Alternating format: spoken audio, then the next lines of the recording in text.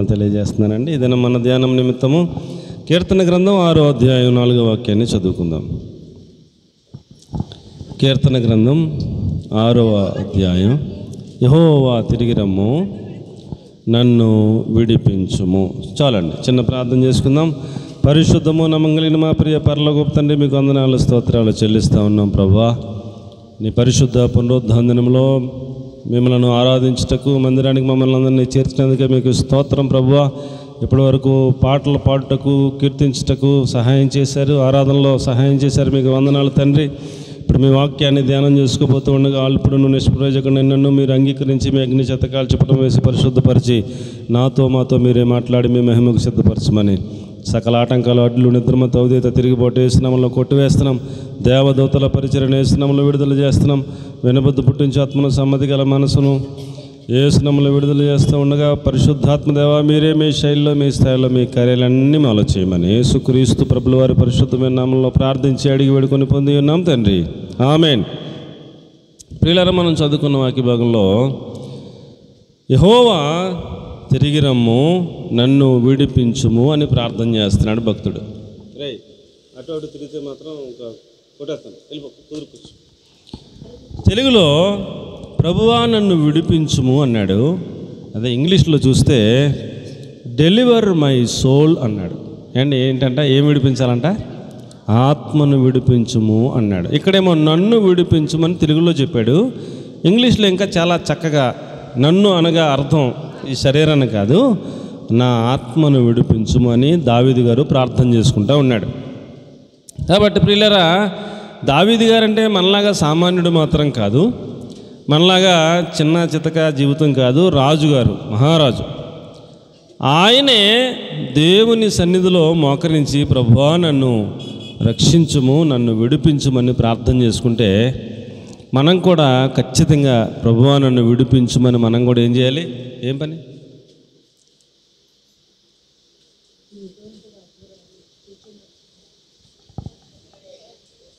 ప్రభువా నన్ను విడిపించుమని మనం కూడా ఏం చేయాలి? ఖచ్చితంగా మనం కూడా ప్రార్థన చేసుకోవాలి. ఏమి విడిపించాలంట?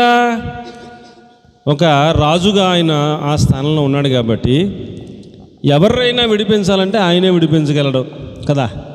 రాజ్యంలో ఎవరికైనా ఏ సమస్య వచ్చినా, ఏది చేయాలన్నా, ఏ తీర్పు ఇవ్వాలన్నా ఆయన దగ్గర అధికారం ఉంది, రాజు కాబట్టి ఆయనే విడిపించగలడు. కానీ తనను కూడా విడిపించగలిగినటువంటి మహాదేవుడు ఒక ఆయన ఉన్నాడు. నా ఆత్మ కొన్ని బంధకాల్లో బంధించబడిపోయి ఉంది, అలాంటి నా ఆత్మను విడిపించే శక్తిమంతుడు, సమర్థుడైన దేవుడు ఒక ఆయన ఉన్నాడు. ఆయనే ఈ కార్యం చేయగలనని ఎరిగిన వాడై ప్రభువా నన్ను విడిపించుమని రాజుగారైనప్పటికీ, ఈ లోకంలో ఎంత పెద్ద ఉద్యోగస్తుడైనా, ఎంత పెద్ద వ్యాపారస్తుడైనా, ఎంత ధనం సంపాదించేవాడైనా ఆత్మ బంధకాల నుంచి విడిపించగలిగిన దేవుడు ఒకే ఒక ఆయన ఉన్నాడు. ఆయన పేరు నజరేయుడైన యేసుక్రీస్తు ప్రభుల వారు. దేవునికి స్తోత్రం కలుగునుగాక. సాతాను అనేక బంధకాల్లో బంధించేస్తూ ఉంటాడు ప్రతి వారిని కూడా. ఏమండి, సాతాను ఏం చేస్తూ ఉంటాడండి? సాతాను అనేక బంధకాల్లో ప్రతి వారిని కూడా బంధించేస్తూ ఉంటాడు. రాజుగారు, దావీదు గారు రాజుగారు అయినప్పటికీ, 7 సార్లు స్తుతించేవాడైనప్పటికీ, 3 సార్లు ప్రార్థించేవాడైనప్పటికీ, రాత్రి జాములందు వాక్యాన్ని ధ్యానం చేసే అలవాటు ఉన్నప్పటికీ, మంచి ఆరాధకుడు అయినప్పటికీ, ఏమండి తెల్లవారకుండా ఏం ప్రార్థన చేయాలో ముందే సిద్ధపడి కాచి వేచి ఉండే అలవాటు ఉన్నటువంటి వాడైనప్పటికీ, మహాభక్తుడైనప్పటికీ, చిన్న తప్పిదంలో అతడు పడిపోయేలాగా సాతాను చేశాడు. ఇంత ప్రార్థనాపరుడైన దావీదు గారు ఒక రోజున చూడకూడని దృశ్యం చూశాడు, అండి చేయకూడని పాపం చేశాడు, పడిపోయాడు. 51వ కీర్తనలో అంటాడు, నేను ఓటి కుండ వంటి వాడినయ్యాను, నాలో ఉన్న నీ ఆత్మను తీసేసుకున్నావు, నాకు రక్షణానందం పోయింది, అన్నీ పోయినాయి, మరలా ఆ రక్షణానందం నీ ప్రభువా అని ఏడ్చి కన్నీళ్ళు గార్చి ప్రాధేయపడి మరలా తిరిగి ఆ రక్షణానందాన్ని సంపాదించుకున్నాడు. మనం రాజుగా ఉన్నామా, ఉద్యోగంలో ఉన్నామా, వ్యాపారంలో ఉన్నామా, ఎంత సంపాదిస్తున్నామో, మన ఆస్తి ఎంత, ఇది కాదు మనకి కావాల్సింది. మన ఆత్మను బంధించగలిగిన కెపాసిటీ ఉన్నవాడు కూడా ఉన్నాడు. మన ఆత్మను నరకంలో పడేసేలాగా ప్రయాసపడేవాడు ఒకడు ఉన్నాడు. మన ఆత్మకి మలినము, మచ్చలు, డాగులు అంటించేవాడు ఒకడు ఉన్నాడు, అపవాది. వాడి ప్రయత్నాలు వాడు చేస్తూ ఉంటాడు. ఎక్కడ దొరికితే అక్కడ పట్టేద్దాం, ఎక్కడ దొరికితే అక్కడ పడేద్దాం అని నాకున్న సమయం కొంచెమని ఎరిగిన వాడు గర్జించు సింహములే తిరుగులాడుతూ ఉన్నాడు. ఇప్పుడు మనం ప్రభువా నన్ను నా ఆత్మను విడిపించు ప్రభువా, సాతాను బంధకాల్లో నేను బందీని కాకుండా నన్ను విడిపించు ప్రభువా అని మనం ఖచ్చితంగా ప్రార్థన చేసుకోవాల్సిన అవసరం ఉందా లేదంటారా? ఖచ్చితంగా ఉంది. ఎటువంటి వ్యక్తికైనా, పాస్టర్ గారికైనా, ఎంత భక్తుడికైనా ప్రభువా నేను ఏ బంధకాల్లోనూ బంధింపబడకున్నట్లుగా నన్ను విడిపించు ప్రభువా అని మనం ప్రార్థన ఖచ్చితంగా చేసుకోవాల్సిన అవసరం ఉందని ప్రభు పేరట నేను మీ అందరికి కూడా మనవి చేసుకుంటా ఉన్నాను. డెలివర్ మై సోల్ అంటాడు, నా ఆత్మను విడిపించుమయ్యా అని ప్రార్థన చేస్తూ ఉంటాడు. ప్రకటన గ్రంథం 1వ అధ్యాయం 6వ వాక్యాన్ని కనుక మనం చూస్తే ప్రియులారా, వెనకాల ఖాళీ ఉందమ్మా, వెనకాలకి వెళ్ళిపోండి. ప్రకటన గ్రంథం 1వ అధ్యాయం 6వ వాక్యాన్ని కనుక మనం చూస్తే ప్రియులారా, అక్కడ మనము విడిపించబడేది ఎందుకట? మన ఆత్మ బంధకాల్లో ఉండకుండా విడిపించబడేది దేనికటండి? ప్రేమించు ఆయన రక్తం వలన మన పాపముల నుండి మనల్ని విడిపించువానికి మహిమయు ప్రభావమును యోగ యుగములు కలుగునుగాక. ఆమేన్. ఇంకా ఎందుకు విడిపిస్తున్నాడంట? ఈ ఆత్మలన్నింటినీ కూడా ఆత్మలో బంధకములు లేకుండా విడిపిస్తూ ఉన్నాడు దేవుడు. ఎందుకంట తండ్రికి ఒక రాజ్యముగాను యాజకులుగాను చేయటం కోసం విడిపిస్తూ ఉన్నాడు. దేవునికి స్తోత్రం చెప్పండి. మనము ఈ లోకంలో ఉండగా బంధించబడి కనుక ఉన్నట్లయితే ఒకళ్ళేమో ఏమండి స్త్రీకి బంధింపబడతారు, ఒకళ్ళేమో తాగుడికి బంధింపబడతారు, ఒకళ్ళేమో ఏమండి సిగరెట్కి బంధింపబడతారు, ఇంకొకళ్ళేమో ఏమండి రకరకాల సినిమాలకు సీరియళ్ళకు బంధింపబడతారు, లేకపోతే అధిక ఖరీదైన వస్త్రాలకు బంధింపబడతారు, లేకపోతే బంగారు నగలకు బంధింపబడతారు. ఒక్కొక్కరికి ఒక్కొక్క బంధకం వేసి కట్టేస్తుంటాడు సాతానుగాడు. ఏమండి అందరం భక్తులమే, అందరం ప్రార్థనకు వచ్చేవాళ్ళమే, కానీ ఒక్కడంటే బలహీనం, ఆభరణాలు అంటే పిచ్చి, ఆభరణాలు వేసుకోకుండా ఉండలేము, ఆ బలహీనతలో కట్టేస్తాడు. ఒక స్త్రీని 18 సంవత్సరాల నుంచి ఎన్ని సంవత్సరాలు అంటే 18 సంవత్సరాల నుంచి నడుము వంగిపోయిన స్త్రీ ఒక ఆవిడ ఉందంట. ఆవిడికి శరీరానికి వచ్చిన తెగులు కాదు, అది నడుము వంగిపోయేలాగా ఒక దెయ్యం, అలాంటి దెయ్యం పట్టుకుందంట ఆవిడని. ఏండి లోకాసు వార్త 13వ అధ్యాయం 16వ వచనం చదవండి ఒకసారి. లోకాసు వార్త 13వ అధ్యాయం 16వ వచనం.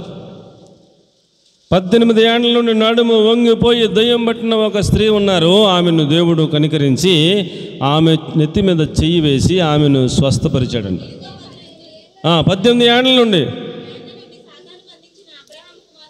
అబ్రహాము కుమార్తె అయిన ఈమెను విశ్రాంతి దినమందు ఈ కట్ల నుండి విడిపింపతగదా అని అతనితో చెప్తా ఉన్నాడు. ఆ పైనుంచి కనుక మనం చదువుకున్నట్లయితే 18 ఏండ్ల నుంచి దయ్యం పట్టుకుందని చెప్పి క్లారిటీ ఇచ్చాడు. పైనుంచి చదివితే అక్కడ పైన ఉంది, దయ్యం పట్టుకుందంట, నడుము వంగిపోయేలాగా చేస్తుందంట, బలహీనతలోకి నెట్టిందంట. ఏమండి ఆమె లేచి నిలబడలేనంత శక్తి లేనిదిగా మారిపోయిందంట. ఇప్పుడు ఇలాంటి దయ్యాలు పట్టుకుంటున్నాయి మనుషుల్ని. ఇంకొక చోట చూస్తే మోగా చెవిటి దయ్యం పట్టుకుందంట. ఒక్కరోడికి ఏంటంటే ఏం దయ్యమండి? మోగా చెవిటి దయ్యం పట్టుకుందంట. ఆడు పుడతాం మంచిగానే పుట్టాడు, వాడికి మాట్లాడతాం వచ్చు, చెవులు వినబడతాయి, కానీ ఆడికి పట్టుకుంది ఏ దయ్యం? మోగ దయ్యం, చెవిటి దయ్యం. కొంతమందికి తాగుడు దయ్యం, కొంతమందికి తిరుగుడు దయ్యం, కొంతమందికి సిగరెట్ల దయ్యం, కొంతమందికి ఏమండి రకరకాల నడుము నొప్పుల దయ్యం, రకరకాల తెగుళ్ళ దయ్యం, వ్యాధుల దయ్యాలు పడతా ఉంటాయి. దేవుని ఆత్మ ఎలాగైతే ఉన్నదో దురాత్మలు కూడా ఉన్నాయి. ఆ దురాత్మల యొక్క లక్షణం అది ఎటువంటి దురాత్మ, పిల్ల దురాత్మ, పెద్ద దురాత్మ, ఇంకా గట్టి దురాత్మ, ఆ దురాత్మను బట్టి, ఆ లక్షణాన్ని బట్టి ఆ తెగుళ్ళు, ఆ వ్యాధులు, ఆ రకరకాల సమస్యలు వస్తూ ఉంటాయి. ఇలాంటి కట్లలో నుంచి మనలను విడిపించాలని దేవుడు ఆశపడుతూ ఉన్నాడు. దేవునికి స్తోత్రం కలుగునుగాక. కాబట్టి ప్రియులారా, దావీదు వలె మనం కూడా మనము ఉన్నది ఒకవేళ ఒక ర్యాంకులో ఉండొచ్చును, ఒక అధికారంలో ఉండొచ్చును, అయినప్పటికీ మన ఆత్మకి కలిగిన కల్మషము, ఆ యొక్క బంధకాల నుంచి విడుదల పొందాలంటే మన వల్ల మాత్రం కాదు. ఒకడు ఏమండి గాడిద పిల్లను కట్టేశాడంట. కట్టేస్తే యేసుప్రభు అన్నారు, మీరు ఎదురుగా ఉన్నటువంటి గ్రామంలోనికి వెళ్ళండి, మీకు దారిలోనే కనపడుతుంది ఒక గాడిద పిల్ల కట్టబడి ఉండటం మీరు చూడండి, వాటిని నిప్పుకొని తోలుకురండి అన్నారు ముందు. వాటిని నిప్పుతుండగా ఎవడన్నా మిమ్మల్ని అడిగితే ఇది ప్రభువునకు కావాలని చెప్పండి అన్నాడు యేసుప్రభు. ఏమండి వీళ్ళు వెళ్ళి దర్జాగా ఇప్పేస్తుంటే అక్కడ ఒకడు ఉన్నాడు కట్టేసినాడు. ఆడు అన్నాడు, ఏయ్ ఏంటి ఇప్పుతున్నారో అన్నాడు. ఆడు అంటే వీళ్ళన్నారు ఇది ప్రభువునకు కావాలను అన్నారు. అంటే అలాగండి ప్రభు అలాగండి పట్టుకెళ్ళని అంటున్నాడు. అంటే ఇప్పుడు ఎంతకే గాడిద పిల్లాడు కట్టేసాడు, కానీ ఆడి కాదు అయ్యి ప్రభువి. ఏమండి ఎవరి అయ్యి? ప్రభువుకి సంబంధించినవి. అందుకనే ఆయన నాది కాబట్టి రే వెళ్ళి తీసుకురండి అని ఆర్డర్ వేసాడు. అయింది కాబట్టి వీడి కట్టేశాడు నాదే అన్నట్టుగా. ఆడిది కాదు అది. కాబట్టి మనం పరలోకం నుంచి మనం ఈ భూమి మీదకి వచ్చాం. మనల్ని నిర్మించిన వాడు తల్లి గర్భంలో మన యేసుక్రీస్తు ప్రభులు వారు మనల్ని రూపించింది ఆయన, మనల్ని భూమి మీదకి పంపించింది ఆయన. మనం భూమి మీదకి వచ్చాక మనల్ని బంధకాలతో తాళ్ళతో కట్టేసిందేమో వీడు అండి. రకరకాల తాళ్ళతో కట్టేస్తున్నాడు. కట్టేసి ఇడిపించుకుని వెళ్ళి చూద్దాం అంటున్నాడు. పరలోకం వెళ్లకుండా ఆడితో పాటు నరకం తీసుకెళ్ళిపోవాలని బంధకాలతో కట్టేస్తున్నాడు. కాబట్టి దేవుడు ఏం చెప్తున్నాడంటే ప్రార్థన చేయాలి అని దావీదు గారు మనకు నేర్పిస్తున్నాడు. ప్రభువా నన్ను విడిపించుమని ఆయన ఎలాగైతే ప్రార్థన చేశాడో మనం కూడా ప్రభువా నన్ను విడిపించుము ప్రభు అని మనం కూడా ఏం చేయాలి? ప్రార్థనలు చేసుకోవాలని దేవుని పేరట వాక్యాన్ని బట్టి మీకు నేను మనవి చేస్తూ ఉన్నాను. మనము ఈ బంధకాల నుంచి బయటపడకపోతే మనము ఆయన ఒక రాజ్యముగాను ఒక దేవునికి ఒక సమూహముగాను మనల్ని ఏర్పాటు చేయడం బంధకాల్లో ఉంటే కుదరదు. ఆ బంధకాల నుంచి మనం విడుదల పొందాలి.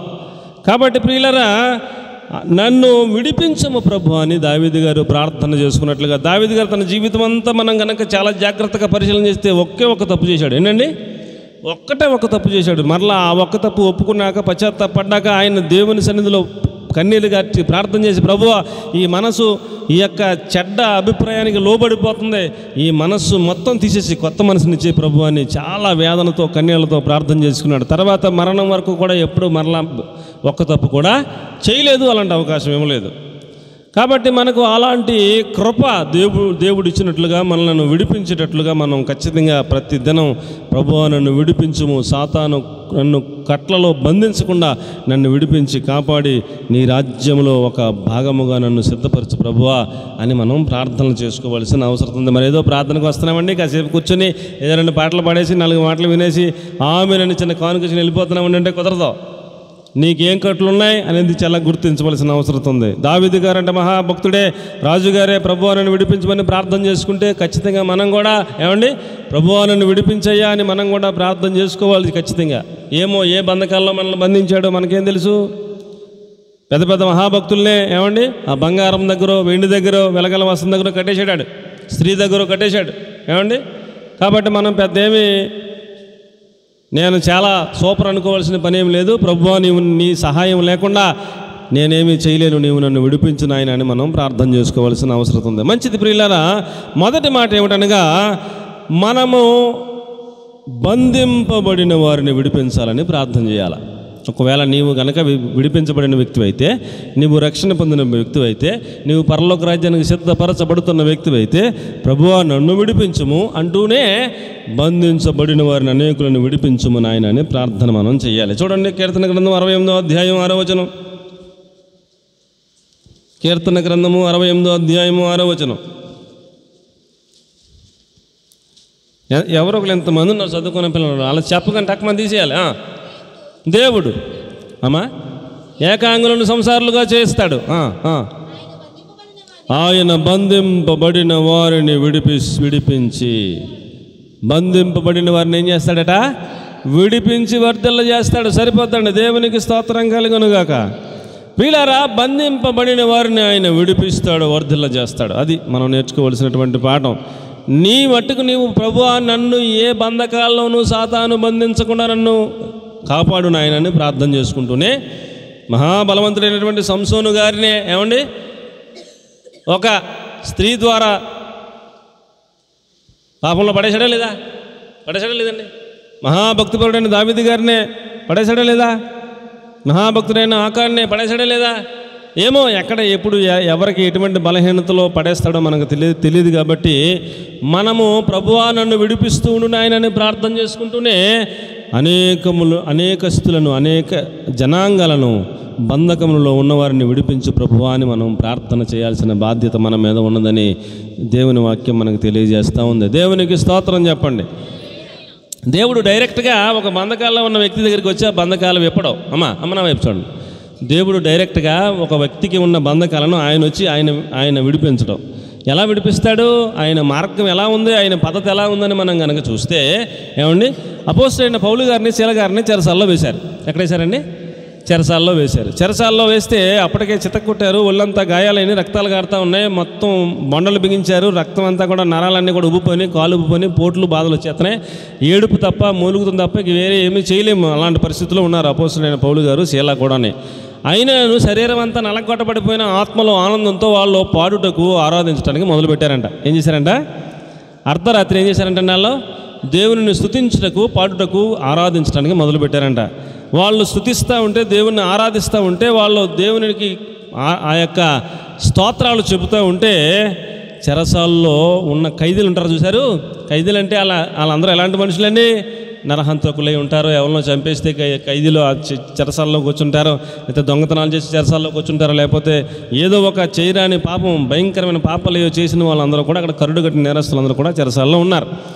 అలాంటి చెరసాల్లో ఉన్న ఖైదీలందరి మీదకి వీళ్ళు ఆరాధిస్తూ ఉంటే, వీళ్ళ స్తుతులు చెబుతూ ఉంటే, వీళ్ళ స్తోత్రాలు చెబుతూ ఉంటే, దేవుని పరిశుద్ధాత్మ వాళ్ళందరి మీదకి దిగాడంట. దేవునికి స్తోత్రం చెప్పండి. వాళ్ళందరి మీదకి దిగగానే అందరు ఖైదీలు పశ్చాత్తాప హృదయంతో గోలబెట్టి దొర్లు ఏడుస్తున్నారు, పశ్చాత్తాపడ్డారు, పాపాలన్నీ ఒప్పుకున్నారు. వాళ్ళందరూ మారు మనసు పొందేశారు, వాళ్ళందరూ రక్షణలోకి వచ్చేసారు. ఏమండి, ఒక్కసారిగా పరిశుద్ధాత్మ దేవుడు ఎప్పుడైతే వచ్చాడో చెరసాల పునాదులు కదిలినాయి అంట, అదిరినాయి అంట. ఆ చెరసాల ఉన్నటువంటి ఆ యొక్క డోర్లన్నీ కూడా తెరుచుకున్నాయంట. వాళ్ళకి సంఖ్యలు వేస్తారు కదా, సంఖ్యలన్నీ ఊడిపోయినాయి అంట. ఈ శబ్దాలు వింటాడు కదా చెరసాల నాయకుడు, చెరసాల అదిరింది, తలుపులు తెరుచుకున్నాయి, వాళ్ళకి వేసిన సంఖ్యలు ఊడిపోయి కింద పడ్డట్టు సౌండ్ వచ్చింది. అంటే ఒక్క దొంగోడు కూడా ఉండకుండా పారిపోయి ఉంటారు. మరి తలుపులన్నీ తెరుచుకున్నాక దొంగలు ఉంటారండి? ఉంటారా? ఉండరు కదా, పారిపోయి ఉంటారు. ఇంకా నా పై అధికారులు నన్ను శిక్షిస్తారని చెప్పేసి కత్తి తీసుకుని చంపేసుకుందని బిగిదరెట్టుకున్నాడు. పెట్టుకుంటే పౌలు గారు అంటాడు, అయ్యా అందరూ ఇక్కడే ఉన్నారు, నువ్వేమీ అఘాయిత్యం చేసుకోకు అన్నాడు పౌలు గారు. ఇంత నేరస్తులు, ఇంత ఘోరమైన నేరాలు చేసిన వాళ్ళు చెరసాల్లోనే ఉన్నారా? ఇది ఏమి సాధ్యం, ఎలా సాధ్యం అని లైట్ తెచ్చుకుని రిజిస్టర్ తెచ్చుకుని ఒక్కో పేరు చూసుకుంటా, తలకాయ ముఖం చూసుకుంటా, లైట్లు అన్నీ చూసుకుని టిక్కెట్ పెట్టుకున్నాడు. అందరూ ఉన్నారు, అక్కడ వెళ్ళలేదు. ఒక్కసారిగా లైట్ అక్కడ పక్కన పెట్టి, బుక్ అక్కడ పక్కన పెట్టి అపోస్తలుడైన పౌలు గారితో అంటాడు, అయ్యా ఒక్క రాత్రికాడే మీరు ఇలా పాటలు పాడితే, స్తుతులు చెల్లిస్తే, ఏళ్లలో ఉన్నటువంటి ఎంత కఠినమైన దురాత్మలు, దుష్టశక్తులు, ఎన్ని బంధకాలని కూడా తెగిపోతే, వీళ్ళందరూ కూడా మారుమనసులోకి, పశ్చాత్తాపంలోకి, రక్షణలోకి వచ్చేస్తే, రక్షణ పొందుటకు నేనేం చేయాలి బాబు, నాకు చెప్పండి బాబు అని చేతులు జోడించి ప్రాధేయపడి అడిగాడు. దేవునికి స్తోత్రం చెప్పండి. అప్పుడు పౌలు గారు అన్నాడు, ప్రభు అయిన యేసు క్రీస్తునందు విశ్వాసం ఉంచి అప్పుడు నీవును నీ ఇంటి వారును రక్షణ పొందుతారని చెప్పాడు. చెబితే వాళ్ళిద్దరిని ఇంటికి తీసుకెళ్ళాడు, గాయాలు కడిగాడు, ఆ ఇంటి ఎలపది కూర్చుంటే వాక్యం చెప్పమంటే చెప్పించుకున్నాడు. అప్పటికప్పుడే మారు మనసు పొందారు, బాప్తిస్మం తీసుకున్నారు, అప్పటికప్పుడే రక్షణ పొందారు. దేవునికి స్తోత్రం కలుగును గాక. ఇప్పుడు ప్రియులారా, బంధకాలలో ఉన్నటువంటి వారు అనేకులు రక్షింపబడాలి అంటే కరుడు కట్టిన నేరస్తులే. ఏమండి, ఎవరినో చంపేసి వచ్చిన వాళ్ళ హృదయం చాలా కఠినంగా ఉంటుంది. అలాంటి వాళ్ళే రాత్రికాడే మారిపోయి చెరసాల తెరుచుకున్నప్పటికీ వెళ్ళిపోకుండా కూర్చుని ఉన్నారంటే, ఏమండి, చెరసాల నాయకుడే రక్షణ పొందాడంటే అంత బంధకాలన్నీ ఊడిపోయినంటే ఎలా ఊడిపోయినాయి చెప్పండి? బంధకాలన్నీ తెగిపోయినంటే ఎలా తెగిపోయినాయి చెప్పండి? స్తుతులు చెల్లించడం వలన దేవునికి స్తోత్రం చెప్పండి, ఆరాధించడం వలన దేవునికి స్తోత్రం చెప్పండి. మనం కూడా ఏం చేయాలి సార్? స్తుతులు చెప్పాలి ఎక్కువగా, స్తోత్రాలు చెప్పాలి ఎక్కువగా, ఆరాధించాలి ఎక్కువగా, దేవునికి మహిమ కలుగును గాక. మీరు పొద్దున లెగ్గానే దేవుణ్ణి స్తుతిస్తూ ఉండండి, దేవునికి స్తోత్రాలు చెప్తూ ఉండండి, దేవుణ్ణి ఆరాధిస్తూ ఉండండి. కొద్ది సమయం ఆయన ఆరాధనలో గడపండి. ఆ ఆరాధనలో అడగండి, ప్రభువా, ఆ స్తుతించడంలో, స్తోత్రాలు చెప్తున్న అడగండి, ప్రభువా బంధకాల్లో ఉన్న వారిని విడిపించండి ప్రభు అని అడగండి. ఆ స్తోత్రాల్లో, స్తుతుల్లో అంత పవర్ ఉంటుంది, బంధకాలు తెగిపోతాయి. దేవునికి స్తోత్రం కలుగును గాక. ఎరికో కోట గోడలు అంటే ప్రియులారా, 2 రథాలు, ఒక రథం ఎలాగ వెళ్తే ఒక రథం ఎలాగ వచ్చేసి అంత గోడ ఉంటుంది, పెద్ద గోడ. ఆ గోడను ఎవడన్నా పడగొట్టగలడా? ఆ రోజుల్లో ఎవడు పడగొట్టలేడు. అలాంటి గోడ ఎదురుగా ఉంటే, అడ్డంగా ఉంటే ముందుకెళ్తాగే అవకాశం లేదు. అప్పుడు ఇశ్రాయేలీయులందరికీ కూడా దేవుడు చెప్పాడు, చుట్టూ కూడా తిరగమని చెప్పాడు. ఏం చెప్పాడండి? చుట్టూ తిరగమని చెప్పాడు. 6 సార్లు తిరిగారు. 7వసారి తిరుగుతా ఆర్భాటముతో 6 సార్లు 7 సార్లు కూడా స్తుతులు చెప్తూ ఉన్నారు, స్తోత్రాలు చెప్తూ ఉన్నారు, ఆరాధన చేస్తూ ఉన్నారు, బోర్లు ఊస్తూ ఉన్నారు, సితార వాయిస్తూ ఉన్నారు, పాటలు పాడుతూ ఉన్నారు. 7వసారి ఆర్భాటముతో కేకలు వేయగా ఎంత వెడల్పునున్న గోడ మొత్తం కూలిపోయి చక్కగా వెళ్ళిపోయేలాగా పడిపోయిందట. దేవునికి స్తోత్రం కలిగిన గాక. మన ఎదురుగా ఉన్న సైతాను శక్తులు ఎంత పెద్దవైనా, ఎంత దురాత్మలైనా, ఎంత గడ్డువైనా, పర్వతాలైనా అవి చదును చేయబడాలంటే ఏం చేయాలి? స్తోత్రాలు చెప్పాలి, స్తుతులు చెప్పాలి, ఆరాధించాలి, ఆయన నామాన్ని పొగడాలి, స్తోత్రాలు గంటలు చెప్పాలి. దేవునికి స్తోత్రం కలుగునుగాక. కాబట్టి ప్రియులారా, అపోస్తుల కార్యాలు 16వ అధ్యాయం 26వ వచనంలో వాళ్ళ ఆరాధనలో కట్లు తెగిపోయాయి, వాళ్ళ ఆరాధనలో ఏమండి రోగాలు తగ్గిపోతున్నాయి, వాళ్ళ ఆరాధనలో తెగుళ్ళు మాయమైపోతున్నాయి, వాళ్ళ ఆరాధనలో కట్లు తెంపబడుతున్నాయి, వాళ్ళ ఆరాధనలో ప్రియులారా ఏమండి బంధకాలు తెగిపోతూ ఉన్నాయి. దేవునికి మహిమ కలుగునుగాక. అపోస్తుల కార్యాల గ్రంథం 16వ అధ్యాయం. అప్పుడు అకస్మాత్తుగా మహాభూకంపం కలిగెను, చెర్రసాల పునాదులు అదిరెను, అందరి బంధకములు ఊడెను. అది చాలు. ఒక ఇద్దరు ఆరాధన చేస్తూ ఉంటే ఇన్ని అద్భుత కార్యాలు జరిగిపోతే మనందరం కూడా ఆరాధన చేస్తే బంధకాలు ఓడతాయా ఓడవా? దేవునికి స్తోత్రం చెప్పండి. ఓడతాయా ఓడవా? పాతాళ లోకపు ద్వారములు సంఘం ఎదుట నిలబడనిరమని చెప్పాడు దేవుడు. దేవునికి స్తోత్రం చెప్పండి. ఒకవేళ మీరొక్కరు ఆరాధన చేస్తే శక్తి సరిపోతే పరిశుద్ధుల్ని 10 మందిని కేకేసుకోండి ఇంటికి, పాస్టర్ గారిని కేకేసుకోండి ఇంటికి, లేకపోతే సంఘముగా మనందరం ఇలా కూడుకున్నప్పుడు అందరం ఏక కంఠంతో ఏక మనసుతో ఆరాధనలో పాలు పంపులు పొందితే, ఆరాధిస్తే, స్తుతిస్తే బంధకాలు ఓడతాయా ఓడవా?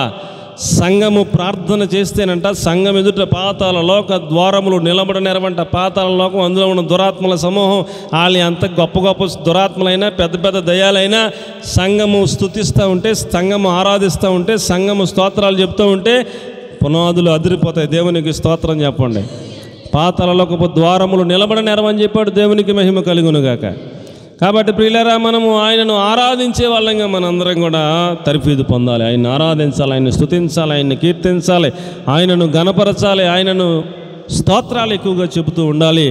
ఆ స్తోత్ర ప్రార్థన 1 గంట సేపు చేసే అంతటి అనుభవం కూడా మనం ప్రాక్టికల్గా మన జీవితంలో అలాంటి స్తోత్రాలు చెప్పేవాళ్ళంగా 1 గంట కేటాయించే వాళ్ళంగా మన అందరం అలాగ ప్రాక్టీస్ చేయాలని మీ అందరికి కూడా నేను మనవి చేస్తూ ఉన్నాను.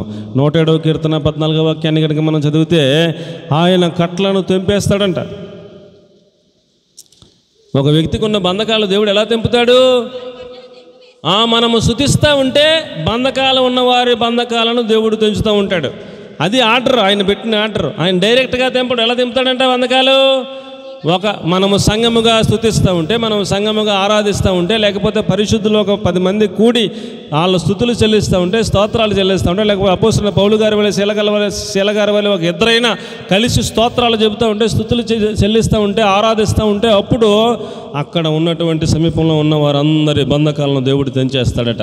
ఏమండి, ఇది సూత్రం, మార్గం, పద్ధతి, విధానం. కాబట్టి మనం ఏం చేయాలి? బంధకాలు తెగిపోవాలంటే, మన ఇంట్లో ఉన్న వాళ్ళందరి బంధకాలు తెగాలంటే, మన ఇంట్లో ఇంకా రక్షణ పొందిన వారందరూ రక్షింపడాలంటే, కఠిన హృదయాలు కరగాలంటే ఏమండి మనం ఏం చేయాలి? స్తోత్రాలు ఎక్కువ చెప్పాలి, స్తుతులు ఎక్కువ చెప్పాలి, ఆయన ఎక్కువ ఆరాధించాలి.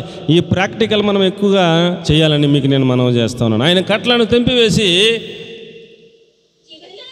చీకటిలో నుండి, మరణాంధకారంలో నుండి వారిని రప్పిస్తూ ఉన్నాడు వెలుగులోకి. దేవునికి మహిమ కలుగునుగాక. ఏమండి, చాలామంది చీకటిని ఎందుకు ఇష్టపడతా ఉంటారో? పాపం చేసేవాడికి ఏమి ఇష్టం? చీకటి ఇష్టం. వెలుగుంటాకి వెళ్ళి లైట్లు ఆరిపేస్తాడు. చాలామంది కుర్రోళ్ళు ఏం చేస్తున్నారండి, మధ్యన స్ట్రీట్ లైట్లకి ఇలా స్ట్రీట్ లైట్లు వెలుగుతాకి ఒక చోట ఫీజు పెడతాడు. ఒక వీధికి ఒక చోట ఫీజు పెడతాడు. వీడు వెళ్ళి ముందు ఆ ఫీజు తీసేస్తే వీధి అంతా చీకటిగా ఉంటుంది, స్ట్రీట్ లైట్లన్నీ ఆగిపోతాయి. అప్పుడు వీడికి కావాల్సిన పని చేస్తుంటాడు అనమాట. ఆడు పని అయిపోయి వెళ్ళి మళ్ళీ పీజాడుతుంటాడు. లైట్లు వేలు తట్టియాలని మనం అనుకుంటాం అమాయకంగా. లైట్లు వేసాడు, వేసి అని సంతకాడు వేసి వెళ్ళిపోయాడు. వీడు వెళ్ళి తీసేసాడు. అది విషయం. మళ్ళీ 11కి ఇప్పుడు పెడతారు. ఇదేంటి ఇలా లైట్ వెళ్ళేదేంటి అనుకుంటాను నేను. మళ్ళీ 11కి బయటకు వస్తే లైట్ వెలుగుతుంటుంది. ఇలా ఉంటారు కుర్రోళ్ళు అందరూ. కాబట్టి తప్పు పని చేసేవాళ్ళు, పాపం పని చేసేవాళ్ళు అందరూ ఏం చేస్తుంటారు? చీకటిని ఇష్టపడుతుంటారు. వెలుగులో ఎవడ కనపడకూడదు. వీడు అందరికీ కూడా పరిశుద్ధుల్లాగా ఉండాలి, అందరికీ వీడు చాలా మంచివాడు అన్నట్టు ఉండాలి, చీకటిలో వ్యవహారం చేసేయాలి. కాబట్టి చీకటిలో ఉన్నవారిని, మరణాంధకారంలో ఉన్నవారిని వెలుపలకు రప్పించడానికి, బంధకాలు విడిపించడానికి ఆయన కట్లను తెంపేస్తూ ఉన్నాడని చెప్పాడు. యెషయా గ్రంథం 58వ అధ్యాయం 6వ వచనం కనుక మనం చూస్తే, ఈ కట్లను తెంపాలంటే, ఈ బంధకాలు ఓడాలంటే మనం ఉపవాసం ఉండాలంటాడు. ఏమండి, మనము దేవుని సన్నిధికి వస్తున్న మనందరం కూడా ఉపవాస ప్రార్థనలు చేయాలి. ఏమిటి దేవునికి ఇష్టమైన ఉపవాసం? ఏమిటి? కాడి మాని మోకులు తీయటయు, దుర్మార్గులు కట్టిన తాళ్లను, కాడి మాని మోకులు, మోకాలు కదరా మోకులు రా, అరే మంచిలు చూడరా, మోకులు తీయటయు, బాధింపబడిన వారిని విడిపించుటయు, ప్రతి కాడిని విరగొట్టుటయు, నేను ఏర్పరచుకున్న ఉపవాసం. కంగారు పడకమ్మా, స్పష్టంగా తేటగా స్లోగా చదువు తల్లి. నేను ఏర్పరచుకున్న ఉపవాసము కదా అంటాడు. అసలు చాలు ఇంకెక్కువ అక్కర్లేదండి, చాలా ఉంది ఆ సబ్జెక్టు. మళ్ళీ ఉపవాస సబ్జెక్టులోకి పోతుంది.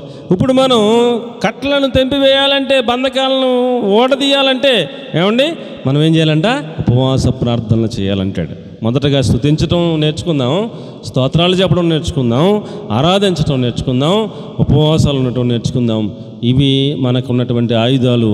ఇలాగున మనం ఉపవాసం ఉండటం వలన ఏం జరుగుతుందంటే అండి, ఆ కట్లను మనం విప్పుటయు, ఆ కాడి మానెముకలు తీయటానికి మనకు శక్తిని దేవుడిస్తాడని దేవుని వాక్యం సెలవిస్తూ ఉంది. కాబట్టి ప్రియులారా, మనం ఉపవాసం ఉండటం వలన బంధకాలు తెగిపోతాయి. దేవునికి స్తోత్రం కలుగునుగాక. లోకాసు వార్త 13వ అధ్యాయం ఇందాక చదివించాను. 18 ఏళ్ల నుంచి నడువంగిపోయిన స్త్రీని అలాగ గద్దించగానే దెయ్యం వదిలిపోయింది. వెంటనే ఆమె లేచి చక్కగా నిలబడిందంట. 18 సంవత్సరాల నుంచి నిలబడిందా? వంగిపోయి ఉందంట, నడుము వంగిపోయి ఇలాగా అసలు నిలబడలేకపోయిందంట.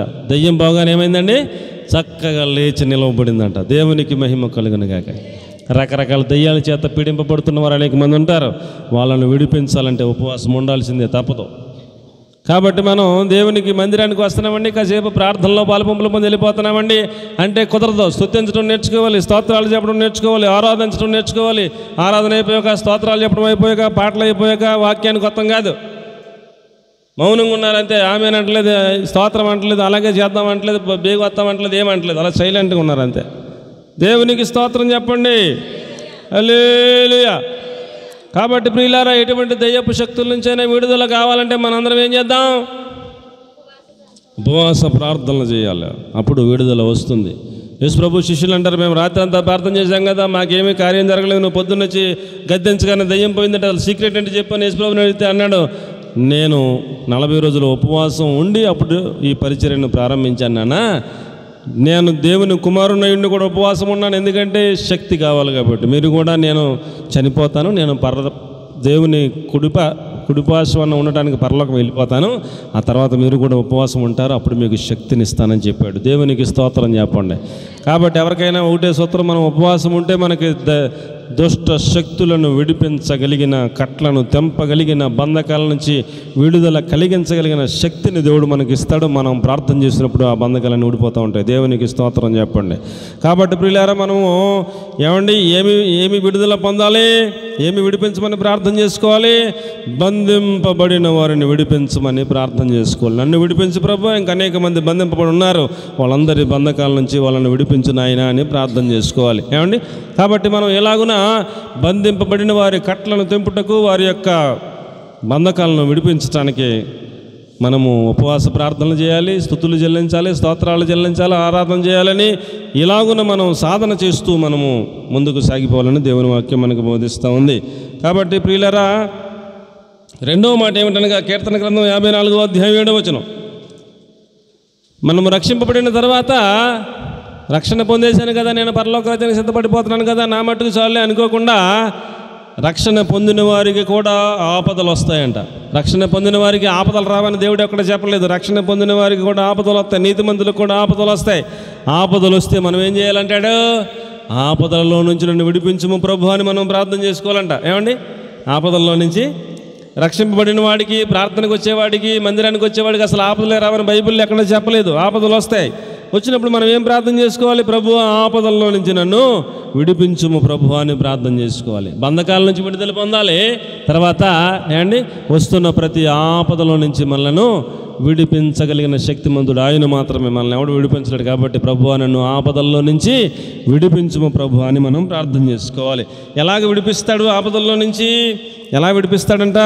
ఏమండి, ఇప్పుడు కీర్తన గ్రంథము 57వ అధ్యాయం 1వ వాక్యాన్ని కనుక మనం చూస్తే, నీ రెక్కల నీడను శరణుజొచ్చి ఉన్నాను, ఈ ఆపదలు తొలగిపోయే వరకు నీ రెక్కల నీళ్ళలో ఉంటాను, నన్ను ఆపదల నుంచి విడిపించు ప్రభు అని ప్రార్థన చేస్తున్నాడు. ఏమన్నా దొరికిందా? నన్ను కరుణింపము దేవా, నన్ను కరుణింపము, నేను నీ శరణుజొచ్చి ఉన్నాను, ఈ ఆపదలు తొలగిపోవు వరకు నీ రెక్కల నీడను శరణు జొచ్చి ఉన్నాను అన్నాడు. నీవు నీతిమంతురాలువైనా, నీతిమంతుడివైనా, నీవు మారు మనసు పొందిన వ్యక్తివైనా, బాప్తిస్మం తీసుకున్న వ్యక్తివైనా, నీవు పరిశుద్ధుడమైనా, ఆరాధన క్రమం తప్పకుండా వచ్చేవాడివైనా నీకు ఆపద రావచ్చును. ఆపద వచ్చినప్పుడు ఏం చేయాలి? నేను సూపర్ అని ఎగస్ట్రాలు చేయకూడదు, పరిగెత్తుకుని రెక్కల కిందకి వెళ్ళాలి. దేవునికి స్తోత్రం చెప్పండి. ఏం చేయాలి? కోడి తనకి పిల్లలు పుడతాయి. ఏమండి 21 రోజులు పొదిగిన తర్వాత పిల్లలు పుడతాయి. పిల్లలు పుట్టిన తర్వాత ఆ పిల్లల్ని మేత మేయమని చెప్పేసి ఆ తల్లి ఇక్కడ ఉండి కొంచెం దూరం చెప్తుంది. నేను పిలిస్తే వినబడి అంత దూరం వెళ్ళండి, అంతకన్నా దూరం వెళ్ళొద్దు, శత్రువు కాచుకొని ఉంటాడని పిల్లలకి చెప్పి పంపుతుంది. పంపితే పిల్లలు కిచకిచకిచమంటే వెళ్తాయి. వెళ్ళి ఏదో ఒకటి తినడానికి ప్రయత్నం చేస్తూ ఉంటాయి. ఈలోగా గెద్ద వచ్చిందనుకోండి, అక్కడెక్కడో కాసిందనుకోండి, తల్లి చూస్తుంది గెద్దని. చూసి తర్వాత తినొచ్చలే, ముందు శత్రువు వచ్చాడని చెప్పేసి కుక్కు అంటది. అంటే పిల్లలకి అర్థమైపోద్ది ఏమని, అమ్మ కేకేస్తుంది, కేకేసిన నెలపోతూ శత్రువు వచ్చి మనల్ని పట్టుకుపోతాడని చెప్పేసి పిల్లలన్నీ కూడా కిచకిచమంటే వచ్చేసి ఆ రెక్కల సాపు కూర్చుంటుంది తల్లి. ఆ రెక్కల కిందకి వచ్చేస్తే ఇలా మూసేస్తుంది. తల్లి రెక్కల కింద ఉన్న పిల్లను పట్టుకెళ్తాం ఎటువంటి గెద్ద వల్ల కూడా కాదు. దేవునికి స్తోత్రం చెప్పండి. ఒకవేళ గెద్ద తెగించి దగ్గరికి వస్తే ప్రాణాలకు తెగించి గెద్దను పొడిచేస్తుంది, కానీ ఒక పిల్లని కూడా పట్టుకెళ్ళిన పేనం పోయేదాకా. దేవునికి స్తోత్రం కలిగిన. కానీ ఒకవేళ ఒక పిల్లల్ని పట్టుకెళ్ళాలంటే తల్లి పేనం పోతే అప్పుడు ఆ పిల్లల్ని పట్టుకెళ్ళాలి. అంతవరకు పోరాడుతుంది, పేనం తీసేస్తుంది శత్రువుని, అంత కెపాసిటీ చూపిస్తుంది. ఇంతే కోడి ఎంత అయినా గెద్ద ఎంతైనా గెద్దను అల్లగొట్టేద్ది. ఎందుకు వచ్చిన గొడవ అని చెప్పేసి గెద్ద వెళ్ళిపోవాలి, కానీ పిల్లల కోసం ప్రాణాలు తెగించి పోరాడుతుంది తల్లి. కాబట్టి మనం కూడా మారు మనసు పొందేసాం, బాప్తిసం చేసుకున్నాం, మనం కూడా పెద్దోళ్ళం అయిపోతున్నాం, పిల్లలు పెద్ద అయిపోతున్నాయని కొంచెం ఎగస్ట్రాలు చేసి శత్రువు రాగానే ఓయ్ అన్నట్టుగా ఎగస్ట్రాలు చేయకుండా ఆపద వచ్చింది, అమ్మో శత్రువు కనపడుతున్నాడంటే ఆపదలో పడ్డాం అని మనకు అర్థం అవ్వగానే ఏం చేయాలి? అర్జెంటుగా రెక్కల కిందకి వెళ్ళిపోవడం నేర్చుకోవాలి. యేసుప్రభు రెక్కలు ఎలా చాపుకొని ఉంటాడో వెళ్ళిపోయి ఆయన రెక్కల కింద ఉంటే ఆశ్రయం కోరుకుంటే ఆయన రెక్కల నీడకు వస్తే శత్రువు వచ్చి మనల్ని పట్టుకెళ్ళినంత సీనాడికి లేదు. ఆడు యేసుప్రభు రెక్కల కింద ఉన్నవాడు లాక్కెళ్ళి అంత యాక్సెస్ అడిగి లేదు, ఆడు దగ్గరికి రాలేడు. కాబట్టి ఆయన రెక్కల కిందకి రావడం నేర్చుకోవాలని చెప్తున్నాడు. అలాగున ఆపదల్లో నుంచి విడిపించమని ప్రార్థన చేసుకోమని ఆశ్రయించమని నేర్పిస్తున్నాడు. దేవునికి మహిమ కలుగును గాక.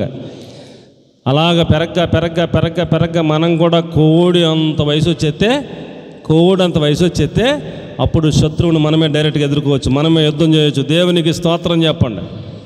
కోడి అంత వయసు వచ్చేసింది అనుకోండి, శత్రువు వస్తే ఇదే డైరెక్ట్గా వెళ్తుంది గెద్ద మీదగా రా అని. అప్పుడు గెద్ద దీన్ని కూడా ఏం చేయలేదు. మనం ఎదిగే అంత వయసు వచ్చేదాకా మనం ఏం చేయాలి చెప్పండి? మనం ఏం చేయాలి? ఆయన రెక్కల కింద నేర్చుకోవాలి. ఎదిగిన తర్వాత పోరాట పటిమ కలిగిన ప్రార్థనా పరమైన తర్వాత అప్పుడు శత్రువుతో మనమే డైరెక్ట్గా యుద్ధం చేయొచ్చు. మనల్ని గెలిపిస్తాడు దేవుడు, మనకి యుద్ధం నేర్పిస్తాడు, మనల్ని గెలిపిస్తాడు, అంత కృపిస్తాడు. దేవునికి స్తోత్రం కలుగునుగాక.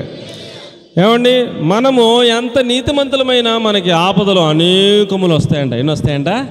ఒకటి కాదు, రెండు కాదు, అనేకములు. అంటే ఎన్నో లెక్కలేదు అన్ని ఆపదలు రావచ్చును. వచ్చినా అన్ని ఆపదల నుంచి విడిపిస్తానని చెప్తున్నాడు. 34వ కీర్తన 19వ వాక్యాన్ని కనుక మనం చదివితే ప్రియులారా, 34వ కీర్తన 19వ వాక్యం, నీతిమంతులకు కలుగు ఆపదలు అనేకములు ఉన్నాయంట. ఆ మాట అన్నిటి నుంచి ఆయన ఒకటే రెండు ఇడిపిస్తాడు, మిగతా ఇడిపించలేని ఉందా?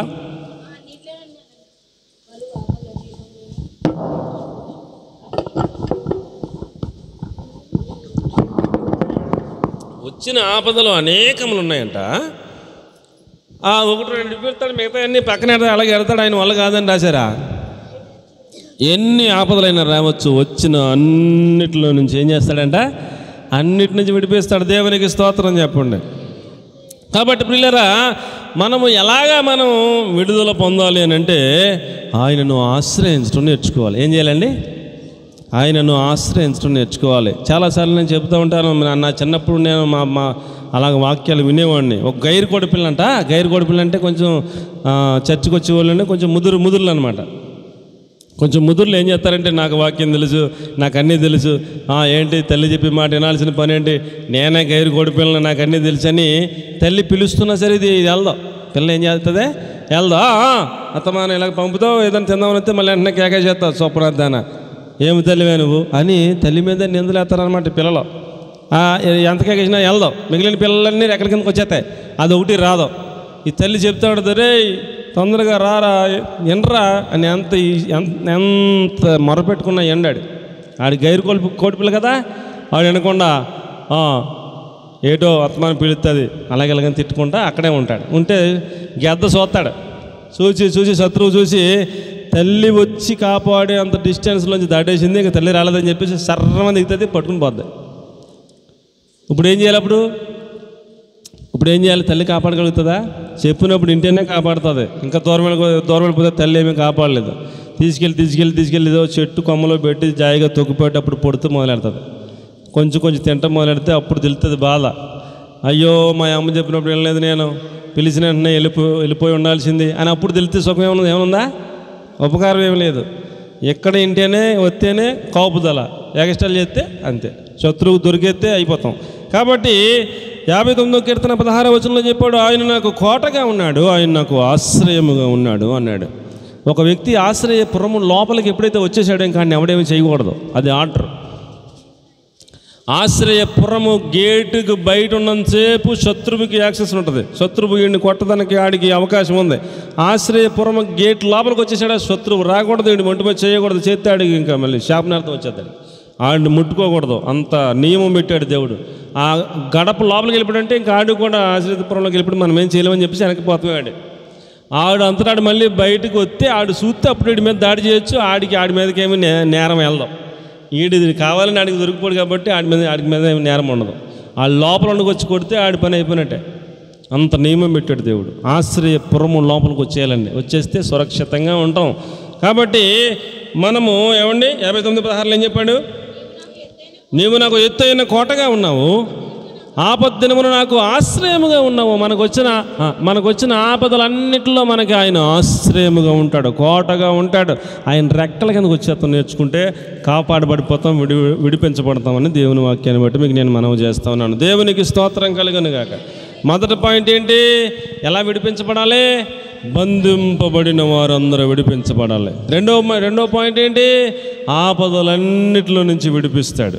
అండ్ మొదటి పాయింట్ ఏంటి? బంధింపబడిన వారిని విడిపిస్తాడు. రెండో పాయింట్ ఏంటి? ఆపదలన్నిటిలో నుంచి కూడా విడిపిస్తాడు. మనల్ని, నన్ను, మిమ్మల్ని అందరినీ విడిపిస్తాడు. బంధింపబడిన వారిని, నన్ను, అందరినీ విడిపిస్తాడు. అందులో అనుమానం ఏం లేదు. మూడో పాయింట్ ఏమిటంటే, రక్షణ పొందిన మనకి బోళ్ళంతమంది శత్రువులు ఉంటారు. ఏముంటారండి?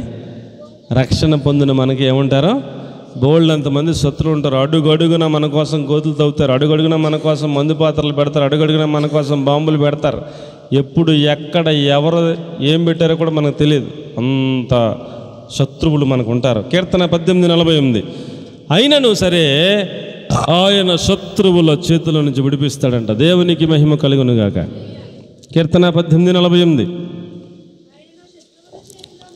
ఆ శత్రువుల చేతుల నుండి నన్ను విడిపించును. సరిపోద్దండి, నన్ను శత్రువుల చేతిలో నుంచి నన్ను విడిపించును. పక్కా ఖచ్చితంగా రాసి పెట్టుకోండి అని చెప్తున్నాడు. శత్రువుల చేతుల నుంచి విడిపిస్తాడు. కాబట్టి ప్రభువా నన్ను బంధింపబడిన స్థితిలో నుంచి విడిపించును ఆయన అని ప్రార్థన చేసుకుందాం. ఆపత్కాలంలో ఎన్ని వచ్చినా ఆపత్కాలంలోంచి విడిపించు ప్రభువా, నీ రెక్కల శరణు చూస్తూ ఉన్నానని ప్రార్థన చేసుకుందాం. మూడవది, శత్రువుల చేతిలో నుంచి విడిపించు ప్రభువా అని ప్రార్థన చేసుకుందాం. ఏమండి, శత్రువులు మనకి బోళ్ళంతమంది ఉండొచ్చును, చాలామంది ఉండొచ్చును, అడుగడుగునే ఉండొచ్చును. ఎంతమంది శత్రువులు ఉన్నా ఆడి ఎన్ని గోతులు తీసినా మన కాలు గోతులు పడకుండా మనల్ని తప్పించేస్తుంటాడు. ఆడి తీసిన గోతులు ఆడే పడిపోలే చేస్తాడు దేవుడు. దేవునికి స్తోత్రం చెప్పండి. కాబట్టి మనం ప్రార్థన చేసుకోవాలి, ప్రభువా శత్రువుల చేతుల నుంచి విడిపించు ప్రభు అని. ఇవన్నీ కూడా దావీదు గారు ప్రాక్టీస్ చేశాడు కాబట్టి మనకు నేర్పిస్తున్నాడు, ఇలా ప్రార్థన చేసుకోవాలి అని మనకు నేర్పిస్తున్నాడు. ఏమండి, లోకాసువార్త 1:75లో మనం కనుక చూస్తే, శత్రువుల చేతి నుండి విడిపించబడి జీవితకాలం అంతయు నిర్భయులమై పరిశుద్ధముగాను నీతిగాను ఆయనను సేవించడం కోసం ఆయన మనల్ని విడిపిస్తాడంట. ఎందుకు విడిపిస్తాడంట? నిర్భయంగా, అసలు భయం లేకుండా, శత్రువులు ఎదుర్కొని ఉన్నా సరే భయం లేకుండా మనం నిర్భయంగా దేవుని కొరకు పరిశుద్ధముగాను నీతిగాను ఆయనను సేవించటం కోసం మనల్ని విడిపిస్తాడంట అని చెప్తున్నాడు. కాబట్టి మనం ఆయనను సేవించే వారిగా మనం ఉండాలి. భయం అన్నది లేకుండా నిర్భయంగా మనం ఆయనను పరిశుద్ధంగాను నీతిగాను ఆయన కొరకు జీవించటం కోసం మనల్ని ఆయన శత్రువుల చేతుల నుంచి విడిపిస్తాడని వాక్యం ద్వారా దావీదు గారు మనకు తెలియజేస్తూ ఉన్నాడు. చదవండమ్మా. దర్శనమిచ్చి ఓకే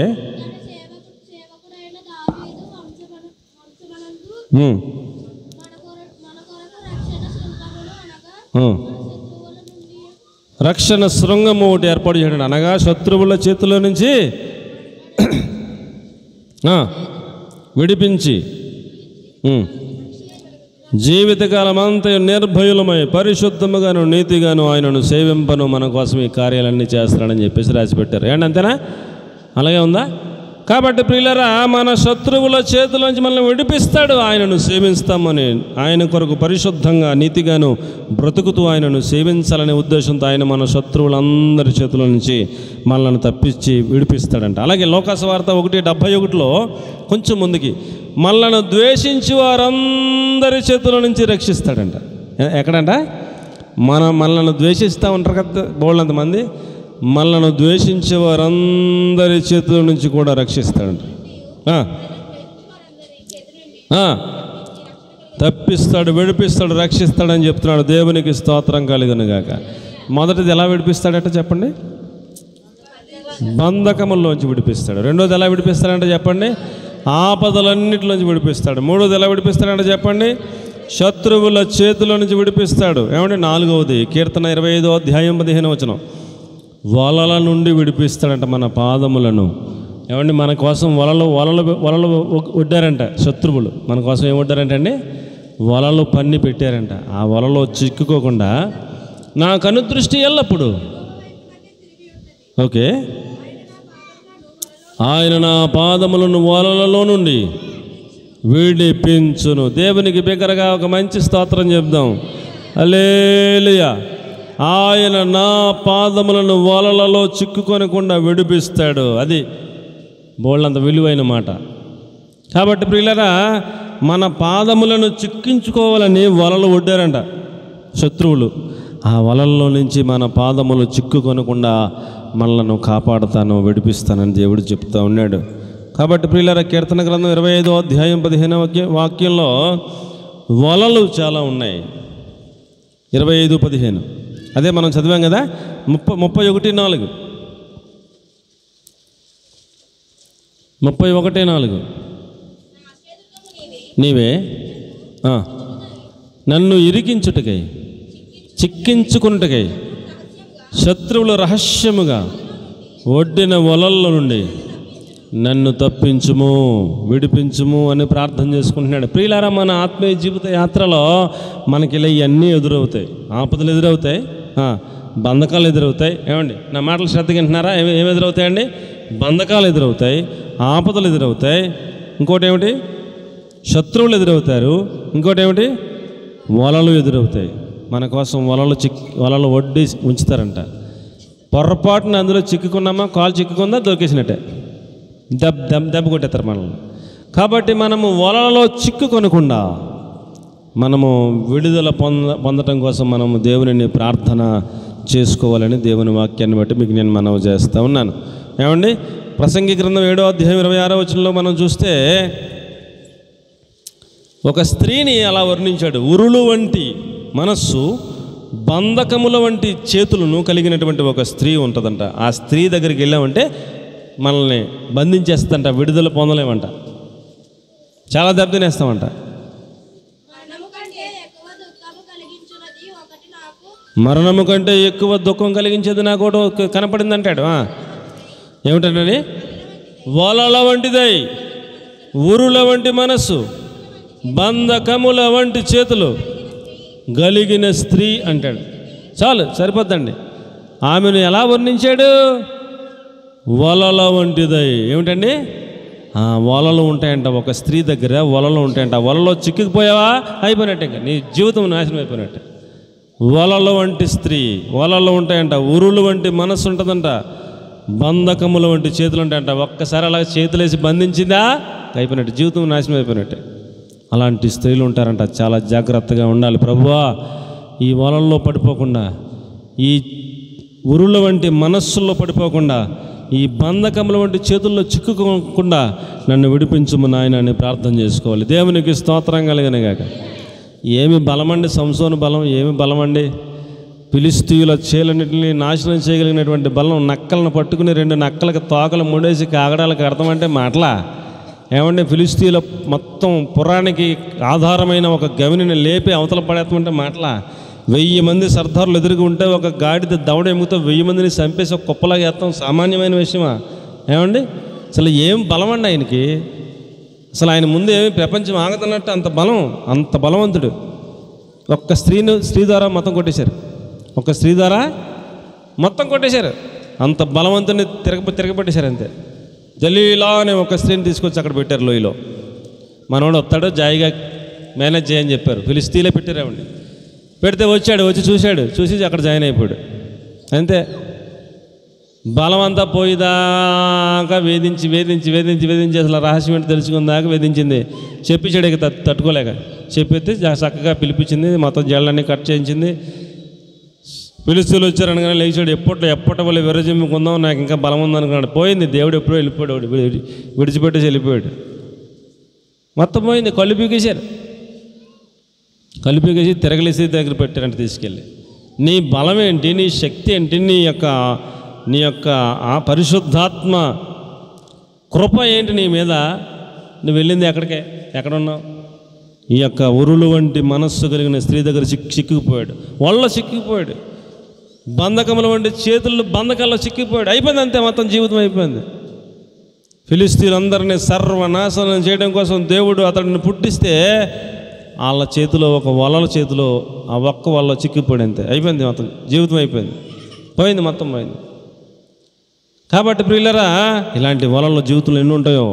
స్త్రీలకేమో పురుషులు ఉంటారు వలలో, పురుషులకేమో స్త్రీలు ఉంటారు వలలో. రకరకాలు ఉంటాయి. చాలా జాగ్రత్తగా ప్రభువా ఏ వాళ్ళలో చిక్కుకోకుండా కాపాడినాయని ప్రార్థన చేసుకోండి. దేవునికి స్తోత్రం కలుగును గాక. ఏ వాళ్ళని చిక్కుకున్నామంటే మళ్ళీ బయట పడలేము. చాలా ప్రమాదం. జీవితం అయిపోద్ది, ఇంక మొత్తం క్లోజ్ అయిపోద్ది, చాప్టర్ అయిపోద్ది.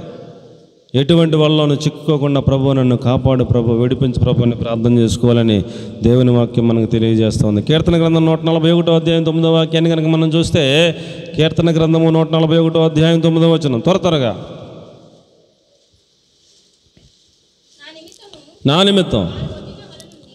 నా నిమిత్తం వారు వల ఒడ్డారంట. పాపము చేయు వారి ఉచ్చుల నుండి నన్ను తప్పించి కాపాడము అని ప్రార్థన చేసుకుంటున్నాడు. మహాభక్తులే ప్రార్థన చేసుకుంటా ఉంటే మనము కూడా ప్రార్థన చేసుకోవాలంటారా వద్దంటారా? ఏమండి, నేను చాలా సూపరు, నేను చాలా ప్రార్థనాపరుని, నాకు ఎటువంటి వల్ల రావని అనుకుంటాం. అమాయకత్వం, దెబ్బతినేస్తాం. మనం రోజు దేవుని సన్నిధిలో ప్రభువా ఎటువంటి వాళ్ళని చిక్కుకోకుండా కాపాడు నాయనని మనం ఏం చేసుకోవాలి? ఖచ్చితంగా ప్రార్థన చేసుకోవాలి. పెద్ద మహాభక్తులు అందరూ పడిపోయారని ఎందుకు రాసిపెట్టారు? మీరు బుద్ధి తెచ్చుకుని జాగ్రత్తగా ఉంటారని చెప్పి రాసిపెట్టారు. దేవునికి మహిమ కలుగునుగాక. కాబట్టి ప్రియులారా, అమాయకత్వంగా ఏ వల్ల నాకు రాదు, నేను చాలా సూపర్ అనుకుంటే దెబ్బతినేస్తాం. మహాభక్తులు సంసోన్ గారే పడిపోయాడు, దావీదు గారే పడిపోయాడు. అవునా కదా? ఏమండి, మనం ఎంత పెద్దోళ్ళమైనా పడిపోతాం. ఎక్కడ పడగొట్టలాడో తెలుసు. కాబట్టి చాలా జాగ్రత్తగా ప్రభువా ఎటువంటి వలలో చిక్కుకోకుండా నన్ను విడిపించు ప్రభువా, కాపాడు ప్రభువా, తప్పించు ప్రభువా అని మనం ఒక ప్రార్థన చేసుకుంటూ ఉండాలని ప్రభు పేరట మీకు నేను మనవి చేస్తూ ఉన్నాను. ఎన్నో కొన్ని ఉదాహరణలు ఉన్నాయి, అన్నీ చెప్పలేను.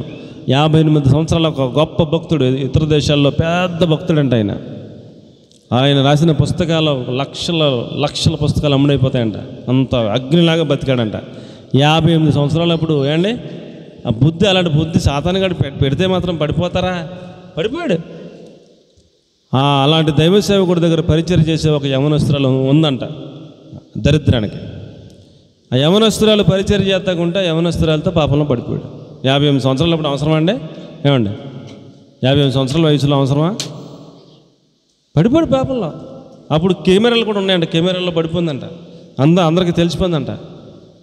మొత్తం పోయింది, భక్తి మొత్తం పోయింది, వాల్యూ మొత్తం పోయింది. పలానా సేవకుడు అగ్గిలాగా ఉన్నటువంటి సాక్ష్యం మొత్తం పోయింది. జీవితం అంతా కష్టపడిన మొత్తం కష్టార్జితం భక్తి అంతా పోయింది. ఏమో ఎప్పుడు ఎలాగ ఏ వల్ల పడిపోతామో తెలియదు సుమా. అగ్గిలాగా బతికిన భక్తులే పడిపోయారండి. కాబట్టి మనం ఏం ప్రార్థన చేసుకుందాం? ప్రభువా వలలలో చిక్కుకొనకుండా నన్ను విడిపించు ప్రభువా. యవనస్తులు మరీ జాగ్రత్తగా ప్రార్థన చేసుకోవాలి. ఈ విషయంలో చాలా జాగ్రత్తగా ప్రార్థన చేసుకోవాలి. పెద్దోళ్ళు కూడా ప్రార్థన చేసుకోవాల్సిందే. ఎవరికైనా ఇందులో మినహాయింపులు ఏమి లేవు. మనందరం కూడా ప్రభువా ఎటువంటి వాళ్ళలో చిక్కుకోకుండా నన్ను విడిపించు ప్రభువా అని మనం ప్రార్థన చేసుకోవాలని మీకు నేను మనవి చేస్తూ ఉన్నాను. దేవునికి స్తోత్రం కలుగునుగాక. 5వ మాట ఏమిటనగా ప్రియులారా, కీర్తన గ్రంథం 27వ అధ్యాయం 17వ వచనం, ఇక్కట్టులో నుంచి నన్ను విడిపించుము అంటాడు. ఏమిటంట? ఇక్కట్లు. 25:17.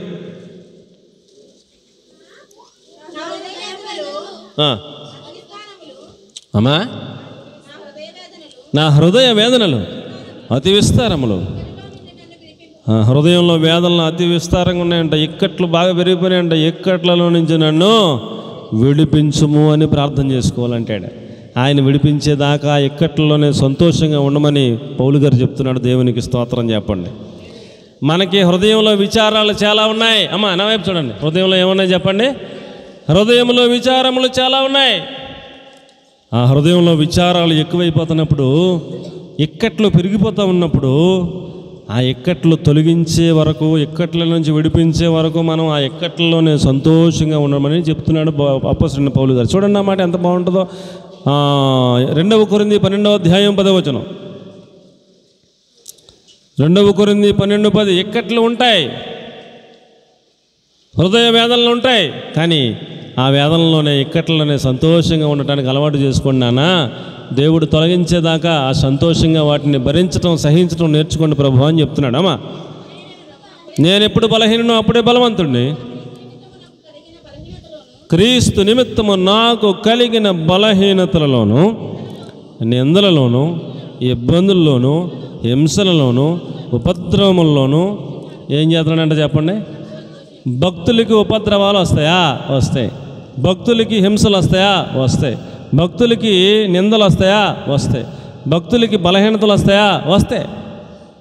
మరి ఏం చేయాలి మనం? ఈ ఇక్కట్లన్నింటిలో ఏం చేద్దాం? అమ్మ చెప్పండి, ఏం చేద్దాం? ప్రభువా విడిపించు ప్రభు అని ప్రార్థన చేసుకుందాం. ఆయన విడిపించేదాకా ఏం చేద్దాం? చెప్పండి అమ్మా. ఆయన విడిపించేదాకా ఏం చేద్దాం? ఆ ఇక్కట్లలోనే, ఆ బలహీనతల్లోనే, ఆ నిందలలోనే, ఆ ఇబ్బందుల్లోనే, ఆ హింసల్లోనే, ఆ ఉపద్రవముల్లోనే మనం ఏం చేయాలంట? సంతోషించడం నేర్చుకోవాలంట. దేవునికి స్తోత్రం కలుగునుగాక. కాబట్టి ప్రియులారా, ఆయన తప్పనిసరిగా విడిపిస్తాడు, అందులో అనుమానమేం లేదు. ఆ విడిపించేదాకా మనం అందులోనే నిష్ఠూరంగా, ఏమండి, ఇబ్బందిగా, నాకే వస్తాయి ఇలాంటి ప్రాబ్లమ్స్ అన్నీ, పగవాడు కూడా ఇలాంటివి రాకూడదు. ఇలాంటి డైలాగులు వాడతారు కదా, వాడతారా వాడరా? అండి, నాకు వచ్చిన కష్టాలు ఎవరికి రావు, నేను ఎంత నీతిగా ఉంటానో, వాళ్ళు ఎంత పాపంలో ఉంటారో, వాళ్ళకి ఎంత బాగుంటుందో, ఎంత పచ్చకుంటారో, నాకు అన్ని బాధలే, నాకు అన్ని కష్టాలే, నాకు అన్ని ఉపద్రవాలే, నాకే నిందలా, నాకే రావాలా అని మనం డైలాగులు వాడుతుంటాం. ఎవరికే రాకూడదు ఇలాగెలాగని. అలా కాకుండా నీకు వచ్చిన నిందల్లో, నీకు వచ్చిన బలహీనతల్లో, నీకు వచ్చిన ఇబ్బందులలో, నీకు వచ్చిన హింసలలో, నీకు వచ్చిన ఉపద్రవములలో నా ప్రభు నన్ను విడిపిస్తాడు అనే ఒక విశ్వాసంతో, నిరీక్షణతో సంతోషంగా సాగిపోమని చెప్తున్నాడు. అర్థమైన వాళ్ళందరూ స్తోత్రం చెప్పండి. దేవునికి మహిమ కలుగునుగాక. దేవుడు బలహీనతల నుంచి విడిపిస్తాడా? విడిపిస్తాడు. దేవుడు నిందలన్నీ తొలగిస్తాడా? తొలగిస్తాడు. దేవుడు ఇబ్బందులన్నీ తీసేస్తాడు. దేవుడు హింసలన్నింటిలోంచి బయటపడేస్తాడా? పడేస్తాడు. దేవుడు ఉపద్రవాలన్నింటిలోంచి మనలను కాపాడతాడు. మరి అన్నీ చేసేదాకా మనం ఏం చేద్దాం? ఓ మూలను కూర్చుని నాకే వస్తాయి అన్నీ, ఎప్పటికే రావు అని మనం బాగా నిష్ఠూరంగా ఏమంటే కుంగిపోయి ఉందామా? చెప్పండి, ఉందామా?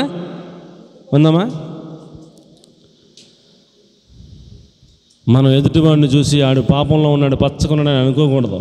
ఆడు జారిపోయే స్థలంలో నుంచున్నాడంటాడు. ఎప్పుడు జారిపోతే డైరెక్ట్గా పాతాళం వెళ్ళిపోతాడంటాడు, అగ్నిలోకి వెళ్ళిపోతాడంట. మనం ఆడిని చూసి మనం కుళ్ళుకోవాల్సిన పనేం లేదు. మనకు వచ్చిన నిందల్లో, మనకు వచ్చిన అవమానంలో సంతోషంగా నా ప్రభు నన్ను విడిపించగల సమర్థుడు, సంతోషంగా వెళ్ళిపోమని చెప్తున్నాడు. అది నేర్చుకోమంటున్నాడు. దేవునికి స్తోత్రం కలుగునుగా. హల్లెలూయా.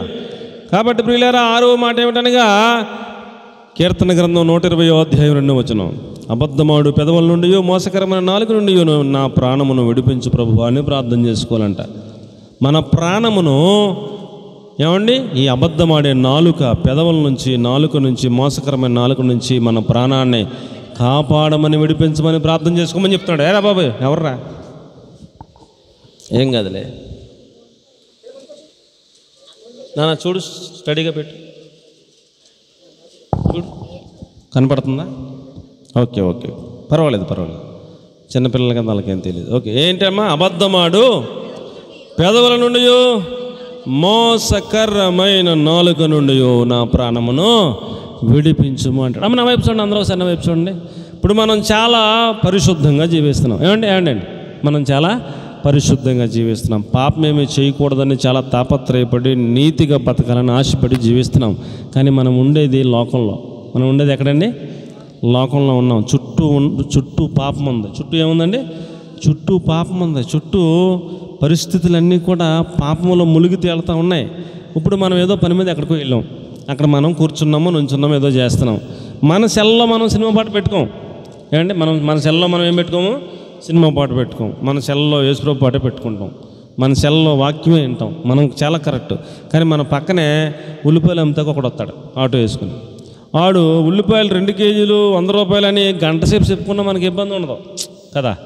ఉల్లిపాయలు 2 కిలో 100 రూపాయలు, ఉల్లిపాయలు 2 కిలో 100 రూపాయలు అని గంట సేపు చెప్పినా మనకు ప్రాబ్లం లేదు. వాడు ఒకసారి చెప్పాక వెంటనే సినిమా పాట పెడతాడు. ఏం పెడతాడు? ఒకసారి చెప్తాడు, వెంటనే ఏమడతాడు? సినిమా పాట పెడతాడు. మన ఈదులోంచి వెళ్ళిపోయేలోగా ఒక 10 నిమిషాలన్నా టైం పడుతుంది. అక్కడే ఉంటాడు, ఎవరికి వస్తారని అత్తమాన సినిమా పాట పెడుతుంటాడు ఏదో ఒకటి. అది అలాగ వస్తూ ఉంటుంది. మనం అక్కడే ఏదో పని మీద ఉన్నాం, అక్కడి నుంచి ఎక్కడికి వెళ్ళిపోమో, పని అయ్యేదాకా అక్కడ ఉండాలి. చెవిలోకి వెళ్ళిపోద్ది మనకి ఆ పాట. వెళ్ళిపోదా? మన చెల్ల మనం పెట్టుకోలేదు. కానీ అక్కడ లోకం మరి తప్పదు. వాడు పెట్టాడు, మనం చెవులు ఇలా మూసేసుకుంటామా, దూదులు ఎట్టేసుకుంటాం. అప్పటికప్పుడు వినపడకుండా ఏం చేస్తాం? పని అవుతాం, వెళ్ళిపోద్ది లోపలికి. వెళ్ళిపోయాక ఆడు ఇదిలోంచి వెళ్ళిపోతాడు. కానీ మన లోపల నుంచి ఏం జ్ఞాపకం ఉంటుంది? మన లోపల నుంచి ఏం గుర్తు వస్తుంటుంది? ఆ పాటే గుర్తు చేస్తాడు సాతాను ఆత్మానం. ఏం గుర్తు చేస్తాడండి? ఆ పాటే గుర్తు చేస్తుంటాడు. ఆ పాటే మా ఆత్మానం మనకి వినపడుతూ ఉంటుంది. ఆ పాటే మనకు లోపల నుంచి మనకి ఆత్మానం ఏమండి మనకి పాడేద్దాం అనిపిస్తుంటుంది కదా. అప్పుడు కాసేపు అవనిచ్చి ఏంటి ఇలా జరుగుతుందండి యేసు నామములో ప్రభు ఈ ఆలోచన తీసే ప్రభు అనుకుంటే అప్పుడు తీసేస్తాడు దేవుడు. అప్పుడు దాకా మనకు లోపల ఏం జరుగుతూ ఉంటుంది? మనం పాపం చేద్దామని కాదు, లోకంలో ఉన్నాం కాబట్టి, పక్కనోడు పెట్టాడు కాబట్టి, వినాల్సి వచ్చింది కాబట్టి, మనకు అదే గుర్తు చేస్తున్నాం కాబట్టి సాతాను మనకి పెదాలకి ఏమంటుకుంది? పాపం అంటుకుంది. మనం స్వయంగా చేయకపోయినా మనకి అంటుకుంటుంది. పక్కన చుట్టుపక్కల ఉంది కాబట్టి అంటుకుంటుంది. ఈ అంటుకున్న అబద్ధపాడు పెదవుల నుండి, మోసకరమైన నాలుగు నుండి ప్రాణమును విడిపించుము ప్రభువా అని ప్రార్థన చేసుకోవాలంట. అలా విడిపించాలంటే దేవుడే విడిపించగలడు. మనకి పవిత్రమైన పెదవులను ఇస్తాడంట. దేవునికి స్తోత్రం చెప్పండి. ఎటువంటి పెదాలను ఇస్తాడంట? పవిత్రమైన పెదవులను ఇస్తాడంట. చూడండి, చదవండి. జఫన్యా గ్రంథం 3వ అధ్యాయం 9వ వచనం. జఫన్యా గ్రంథం 3వ అధ్యాయం 9వ వచనం. పవిత్రమైన పెదవులను ఇచ్చేదను అంటాడు. జఫన్యా 3:9. దొరకలేదు ఎవరికే? అప్పుడు జనులందరూ యెహోవా నామాన్ని బట్టి ఏకమనస్కులై ఆయనను సేవించినట్లు నేను వారికి పవిత్రమైన పెదవులను ఇస్తాను. దేవునికి స్తోత్రం కలుగునుగాక. మన పెదవులు అపవిత్రమైపోతూ ఉంటాయి. మనం స్వయంగా అపవిత్రం చేసుకోం, ఆటోమేటిక్గా అపవిత్రం అయిపోతుంటాయి. ఏమండి, మన పెదాలతో మనం కావాలని పాడతామా? ఆడెవడో పెడతాడు, అది చెవిలోంచి వెళ్ళిపోద్ది. మనం అనుకోకుండానే మనకి ఆటోమేటిక్గా లోపల నుంచి మన పెదాల దగ్గరికి వచ్చేస్తుంటుంది ఆ పాట. వస్తుందా రాదా?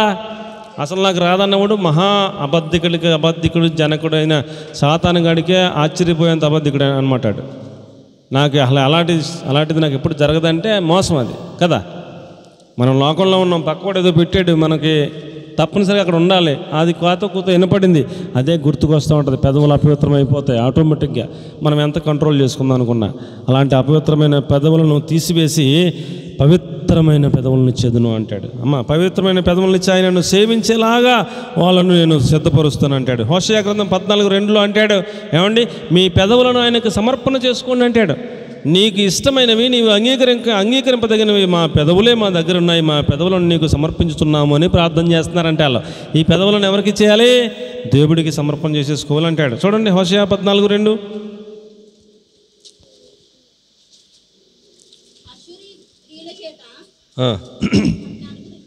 హోషేయ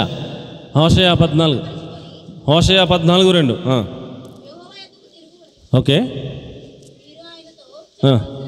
అది మా పాపములన్నిటి పరిహరింపు, ఎడ్లకు బదులుగా నీకు మా పెదవులను అర్పణ చేస్తున్నాం, నీవు అంగీకరింపదగినవి అవే మాకు ఉన్నాయి అని చెప్పాలంటున్నాడు. దేవునికి స్తోత్రం చెప్పండి.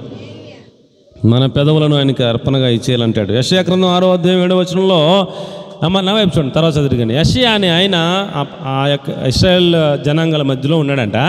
ఆయన ఏమీ పాపం చేయలేదు, ఆయన పరిశుద్ధుడే. కానీ చుట్టూ ఉన్న వాళ్ళు పాపం చేస్తూ ఉంటారు కాబట్టి ఆయన పెదవులు కూడా పాపం అయిపోయినాయని ఆయన గమనించి, అయ్యో నా పెదవులు అపవిత్రమైనవి, నేను నశించితనే అని ప్రార్థన చేసుకుంటూ ఉంటే దేవుడు అన్నాడు, ఒక సెరూపును కేకేసి, సెరూపు నీవు బలిపీఠం మీద ఉన్న నిప్పులను పట్టకరతో పట్టుకుని ఒక నిప్పును పట్టుకెళ్ళి అతడి పెదవులకు తగిలించు అని చెప్పాడు దేవుడు. ఆ సెరూపు ఆ నిప్పును పట్టుకుని తీసుకొచ్చి ఆ పెదవులకు తగిలించి చెప్పాడు, ఈ నిప్పు నీ పెదవులకు తగిలిన కనుక నీ పెదవులు పరిశుద్ధపరచబడ్డాయని చెప్పాడు. దేవునికి స్తోత్రం చెప్పండి. నీ పాపమునకు ప్రాయశ్చిత్తం అయిపోయిందని చెప్పాడు. దేవునికి స్తోత్రం చెప్పండి. ప్రియులారా చదవండి ఆ మాటమ్మా. ఇది నీ పెదవులకు తగిలిన కనుక. యెషయా 6:7. అప్పుడు ఆ సెరూపుల్లో ఒకడు బలిపీఠం యొద్ద నుంచి కారుచున్న నిప్పులను కారుతో పట్టుకుని వచ్చి నా యొద్దకు వచ్చి నా నోటికి తగిలించగానే, నా పెదవులకు తగలగానే నా పాపము ప్రాయశ్చిత్తం అయిపోయిందంటాడు. నీ దోషం తొలగిపోయిందంటాడు. నిప్పు అనగా పరిశుద్ధాత్మ దేవుడు. మనలను పరిశుద్ధాత్మ దేవుడు మన పెదవులను తాకగానే మన పాపమునకు ప్రాయశ్చిత్తం అయిపోతుంది. దేవునికి స్తోత్రం కలుగునుగాక. మన నాలుకలో సర్ప విషం ఉండదంట, మన నాలుకలో మోసం ఉండదంట. మన నాలుకలో ఏముందంట అండి? మన నాలుకలో ఏముందంట చెప్పండి? మోసము ఉండదంట. మన నాలుకలో సర్ప విషము ఉండదంట. కాబట్టి ఇలాంటి సర్ప విషము కలిగిన ఈ నాలుకను, మోసము కలిగిన ఈ నాలుక నుంచి నన్ను విడిపించు ప్రభువా అని మనం ఏం చేయాలి? ప్రార్థన చేసుకోవాలి. దేవునికి స్తోత్రం చెప్పండి. ప్రార్థనకు వచ్చే వాళ్ళే భక్తిపరులే అండి. సందర్భాన్ని బట్టి, అవసరాన్ని బట్టి మాట మార్చేస్తుంటారు. మారుతారా మార్చరా? సందర్భాన్ని బట్టి, పరిస్థితిని బట్టి మాట మార్చేస్తుంటారు. పాయింట్ మళ్ళీ దొరకరు అండి. ఎంత తెలివితేటలు మాట్లాడతారు అనుకున్నారు? రెండు అంచులు కట్టకమంటారు కదా వాక్యం. అంత తెలివితేటలు ఉంటుంది వాళ్ళ మాట. ఇటు వెళ్ళినా వాళ్ళ మాట, అటు వెళ్ళినా వాళ్ళ మాట, రెండేపులో వాళ్ళ మాట పని చేద్దాం అనమాట అండి. అంత తెలివితేటలు మాట్లాడతారు. రెండు విధాల నాలుగు అనమాట అండి. ద్విమనస్సు. ఏ మనస్సు? రెండు నాలుగులు ద్విమనస్సు కలిగి ఉంటారంట. నాలుక ఎలా ఉంటుందంటే సర్ప విషం అందులో ఉంటుందంట. ఆ నాలుగులో మోసం ఉంటుందంటే అది స్వాభావికం, మన అందరికీ ఉంటుంది. ఇలాంటి మోసకరమైన నాలుక నుంచి, సర్ప విషము కలిగిన నాలుక నుంచి నన్ను విడిపించు ప్రభు అని మనం ఏం చేయాలి? ప్రార్థన చేసుకోవాలి. నాలుకను సాధుపరుచుకునే కృపని ప్రభు అని ప్రార్థన చేసుకోవాలి. దేవునికి స్తోత్రం చెప్పండి. రోమాపత్రిక 3:13. రోమాపత్రిక 3:13.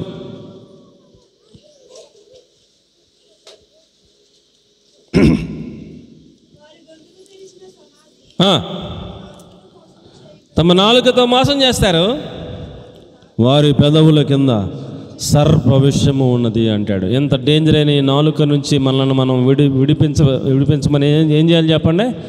దేవునికి తప్పనిసరిగా ప్రార్థన చేసుకోవాలి. ఖచ్చితంగా చేసుకోవాలి. లేకపోతే ఆ విషం మనల్ని చంపేస్తుంది. మన నాలుకే మనల్ని చంపేస్తుంది. లేకపోతే మనం మోసపడిపోతాం మన నాలుక ద్వారానే. కాబట్టి ఈ నాలుక నుంచి నన్ను విడిపించు ప్రభువా, ఈ నాలుకను సాధుపరుచుకునే కృపని ప్రభు అని మనం ప్రార్థన చేసుకోవాలి. కీర్తనకారుడు అంటాడు, దావీదు గారు అంటాడు 63:3 5 అంటాడు, ఈ నాలుక ద్వారా దేవుని స్తుతించడం నేను నేర్చుకుంటాను, ఈ నాలుకతో ఆయనను గానము చేయటం నేర్పిస్తాను, ఈ నాలుకను ఆయన స్తుతించడానికి గానం చేయడానికి వాడతానని చెప్తున్నాడు. అలాగే మన నాలుకకు మనం సాధన చేయాలి. దేవునికి స్తోత్రం చెప్పండి. హల్లెలూయా. కాబట్టి ప్రియులారా, మనల్ని విడిపించమని ఏ పాయింట్ల గురించి ప్రార్థన చేద్దాం? బంధించబడిన వారిని విడిపించు ప్రభువా, ఆపదల్లో ఉన్న వారి నుంచి నన్ను విడిపించు ప్రభువా, శత్రువుల చేతుల్లోంచి నన్ను విడిపించు ప్రభువా, వలలలో నుంచి నా పాదములను విడిపించు ప్రభువా, ఇక్కట్లలో నుంచి నన్ను విడిపించు ప్రభువా, అబద్ధములాడు పెదవుల నుంచి, మరణకరమైన మోసకరమైన నాలుక నుంచి నా ప్రాణమును విడిపించు ప్రభువా అని మనం ప్రార్థనలు చేసుకుంటూ ఉంటే గనక అప్పుడు ఆఖరి 7వ పాయింట్లో ఏమండి మనం విడిపించమని ప్రార్థన చేసుకోవలసిన అంశం మరణ భయము నుంచి విడిపించు ప్రభువా అని ప్రార్థన చేసుకోవాలి. దేవునికి స్తోత్రం కలుగునుగాక. చూడండి, ఎబ్రీ పత్రిక 2:15 మరణ భయము చేత దాస్యమునకు లోనైన వారిని విడిపించుము ప్రభువా అని మనల్ని ప్రార్థన చేసుకోమని చెప్తా ఉన్నాడు దేవుడు. చాలామందికి మరణం అంటే భయం, కాస్తంత నీరసమైతే భయం, వ్యాధి వస్తే భయం. రక్షణ పొందినవాడు అయితే ఈ క్షణంలో చచ్చిపోతే ఈ క్షణం దేవుడి దగ్గరికి వెళ్తాను నిరీక్షణ నీకుంటే భయం ఎందుకు? ఎప్పుడు చచ్చిపోతే అప్పుడు దేవుడి దగ్గరికి వెళ్తాను అన్నాడు. మరణ భయం నుంచి విడుదల పొందుతాడు. మరణ భయము నుంచి విడిపించు ప్రభువా. దాస్యమునకు లోనైన వారిని, నన్ను అలాగ దాస్యమునకు లోనైన మరణ భయము చేత దాస్యమునకు లోనైన ప్రతి వారిని విడిపించు ప్రభువా. ఏ క్షణం చచ్చిపోతే క్షణం దేవుడి దగ్గర ఉంటామని నిరీక్షణతో బతికే కృపలో మేమందరం జీవించే కృపని ప్రభువా అని మనం ప్రార్థన చేసుకోవాలి. విడిపించమని ప్రార్థన చేసుకోవాలి. చదవమ్మా.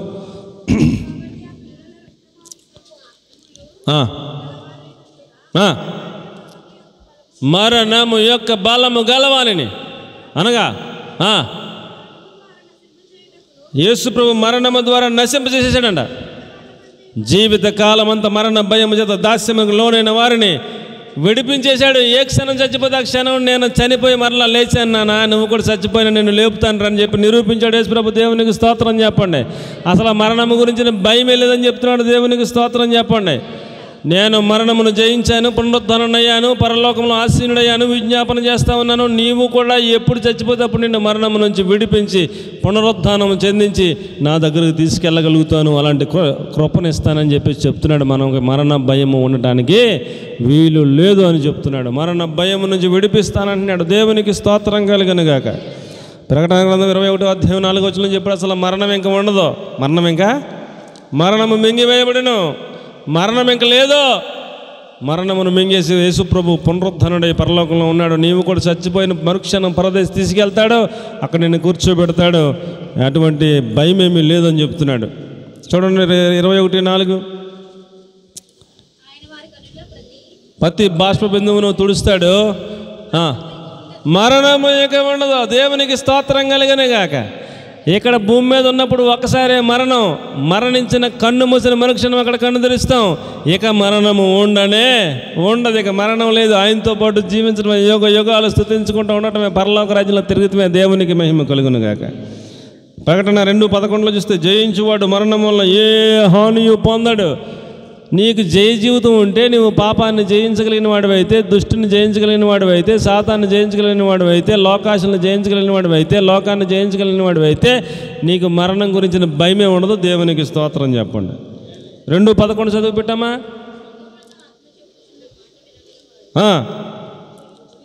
జయించువాడు రెండవ మరణం వల్ల ఏ హాని పొందడు. అసలు మరణం వాడికి ఏమీ హాని చేయదు. వాడు పరలోకంలోకి వెళ్ళి కూర్చుంటాడు, పరదేశంలో కూర్చుంటాడు. అప్పుడు పరలోకంలోకి రమ్మనమని చెప్పినప్పుడు అందరితో పాటు పరలోకం వెళ్తాడు. దేవునికి మహిమ కలుగును గాక. కాబట్టి ప్రియులారా, మనకి మరణమును గురించిన భయము, దాస్యము ఏమి ఉండవు. ఆయన కోసం అలాగున్న ప్రభు మరణ భయము నుంచి నన్ను విడిపించి ప్రభు అని మనం ప్రార్థన చేసుకుని సిద్ధపడమని చెప్తున్నాడు. కాబట్టి భక్తి చేసేవారు అందరూ కూడా ఏమండి, మరణ భయం నుంచి, దాస్యం నుంచి నన్ను విడిపించి ప్రభు అని సిద్ధపడిపోదాం. ఏమండి, అన్నీ కూడా రాకడ సంభవాలన్నీ జరుగుతూ ఉన్నాయి. అంత్యకాలంలో మనం ఉన్నాం. ఎప్పుడు దేవుడు వచ్చేస్తాడో తెలియదు, మనం ఎప్పుడు చచ్చిపోతామో తెలియదు. కాబట్టి ఏ క్షణం ఆయన పిలుపు వచ్చినా, ఏ క్షణం మనం చచ్చిపోయినా అలా ఇక్కడ కన్ను మూసి అక్కడ కన్ను తెరిచేలాగా సిద్ధపడి మరణ భయము లేకుండా నిరీక్షణ కలిగి బతకమని చెబుతున్నాడు. అలాగున్న మరణ భయము నుంచి నన్ను విడిపించి ప్రభు అని సిద్ధపడిపోమని చెప్తున్నాడు. సిద్ధపడిపోయినోడికి భయం ఉండదు, సిద్ధపడలేనివాడికి భయం ఉంటుంది. అవునా? ఎవరికి భయం ఉంటుంది? సిద్ధపడలేనివాడికి భయం ఉంటుంది, సిద్ధపడడానికి భయం ఉండదు. ఈ క్షణం చచ్చిపోతే ఈ క్షణం వెళ్ళిపోతాను ప్రభు దగ్గరికి అన్నవాడికి భయం ఉండదు. ప్రభు నేను సిద్ధం, ఎప్పుడు పిలిస్తే అప్పుడు అన్నట్టుగా ఉంటాడు. కాబట్టి అలాగున్న మనం జీవించాలని 1 యోహాను పత్రిక 3:14 వాక్యాన్ని కనుక మనం చూస్తే, మరణంలో నుంచి జీవములోనికి దాటి ఉన్నాడు అంటాడు. 1 యోహాను 3:14. అంతేనా? మరణములో నుండి జీవములోనికి దాటి ఉన్నామని ఎరుగుదుము అంటాడు. సరిపోద్ది. ప్రేమ లేకపోతే మరణంలోనే ఉన్నట్టు. మనము సహోదరుణ్ణి ప్రేమ కలిగి మనము చూసుకుంటున్నాం కనుక మనం మరణంలో నుంచి జీవములోనికి దాటింపబడి ఉన్నాము అని చెప్తున్నాడు. దేవునికి గట్టిగా బిగ్గరగా స్తోత్రం చెప్దాం. హల్లెలూయా. మొదటగా మనం ఏం ప్రార్థన చేసుకుందాం చెప్పండి, ముగించేసుకుందాం. బంధింపబడిన వారిని విడిపించమని ప్రార్థన చేద్దాం. ఆపదల్లో నుంచి విడిపించమని ప్రార్థన చేద్దాం. శత్రువుల చేతి నుండి విడిపించమని ప్రార్థన చేద్దాం. వలలలో నుండి నా పాదములు చిక్కుకోకుండా విడిపించు ప్రభు అని ప్రార్థన చేద్దాం. ఇక్కట్లలో నుంచి నన్ను విడిపించు ప్రభు అని ప్రార్థన చేద్దాం. అబద్ధమాడు పెదవుల నుండి, మోసకరమైన నాలుగు నుండి నా ప్రాణమును విడిపించు నాయన అని ప్రార్థన చేద్దాం. ఆఖరిగా మరణ భయము నుంచి విడిపించమని ప్రార్థన చేసి సిద్ధపడిపోదాం. ఎప్పుడు చచ్చిపోతే అప్పుడు పరదేశం వెళ్ళిపోతాం. అలాగూ ఆయన విడిపించగలిగిన సమర్థుడు ప్రభువా నన్ను విడిపించమని దావీదు గారు చేసిన ప్రార్థనను జ్ఞాపకం చేసుకుని మనము కూడా ప్రభువా నన్ను విడిపించుము ప్రభువా అని మనం ప్రార్థన చేసుకుందాం. అలాగున పరిశుద్ధాత్మ దేవుడు వాక్యానుసారంగా విడుదల పొందినట్లుగా మనందరినీ సిద్ధపరచునుగాక.